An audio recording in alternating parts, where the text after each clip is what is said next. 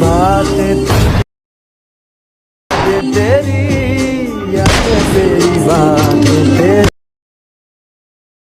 करती नहीं बातें मेरी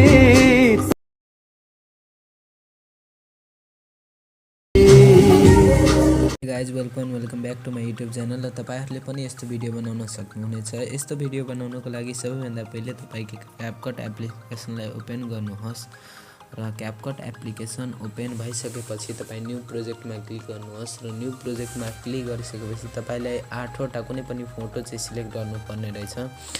जस्तै मैले कुनै पनि फोटो सिलेक्ट गरिरहेको छु, यहाँ हेर्न सक्नुहुन्छ।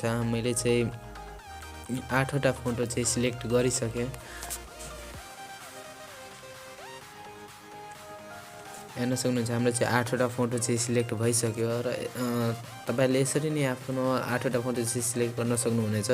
र तल तपाई हेर्न सक्नुहुनेछ एड भन्ने एउटा अप्सन छ, त्यसमा क्लिक गरिदिनुहोस् र त्यसमा क्लिक गरिसकेपछि तपाई हेर्न सक्नुहुन्छ हाम्रो चाहिँ जति फोटो थियो त्यो इम्पोर्ट चाहिँ भइसकेको छ। र त्यसपछि तपाई फर्मेटमा क्लिक गर्नुहोस् र फर्मेटमा क्लिक गरिसकेपछि 9:16 रेसियोको फर्मेटमा हाल्नुहोस् र त्यसपछि सबै फोटोलाई चाहिँ जुम गर्नुहोस्। हेर्न सक्नुहुन्छ हामी चाहिँ 2 वटा हातले सबै फोटोलाई जुम गर्न सक्नुहुनेछ र सबै फोटोलाई चाहिँ आफ्नो स्क्रिन जति ठुलो छ त्यति ठुलो जुम गरिदिनुहोस्।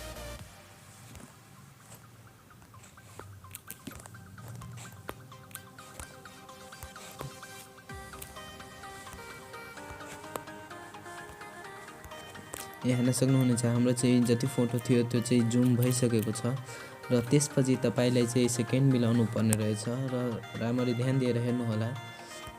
हाम्रो चाहिँ फर्स्ट फोटोको चाहिँ सेकेन्ड 1.6 सेकेन्ड राख्नुहोस्।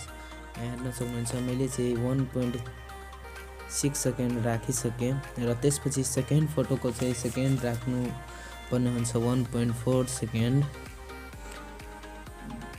र थर्ड फोटोको चाहिँ सेकेन्ड राख्नु पर्ने हुनेछ 2.3 सेकेन्ड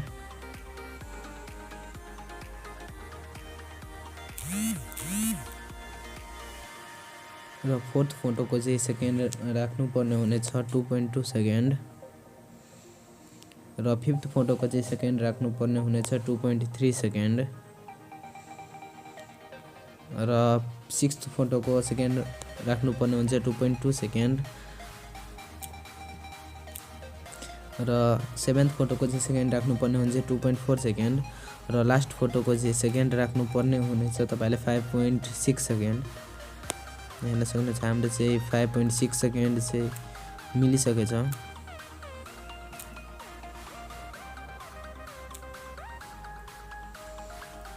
र त्यसपछि तपाईले सुरुमा आउनु पर्ने हुनेछ र फर्स्ट फोटोमा क्लिक गरेर एनिमेसनमा क्लिक गर्नुपर्ने हुनेछ र एनिमेसनमा क्लिक गरिसकेपछि तपाई तल कम्बो भन्ने एनिमेसन हेर्न सक्नुहुन्छ, त्यसमा क्लिक गरिदिनुहोस् र बाइसेक्ट 2 भन्ने एनिमेसन फर्स्ट फोटोमा चाहिँ लगाउनु पर्ने हुनेछ। हेर्न सक्नुहुन्छ हाम्रो चाहिँ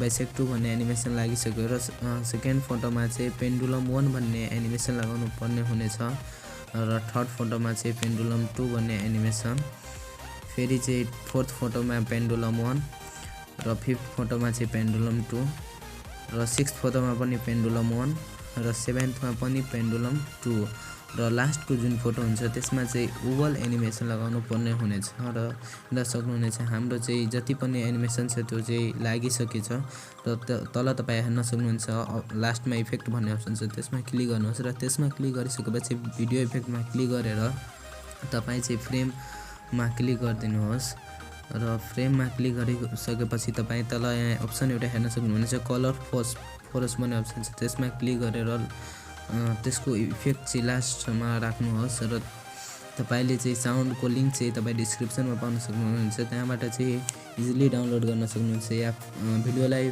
फेभरेटमा राखेर तपाईले डाइरेक्टली टिकमार्कमा पोस्ट गर्न सक्नुहुन्छ।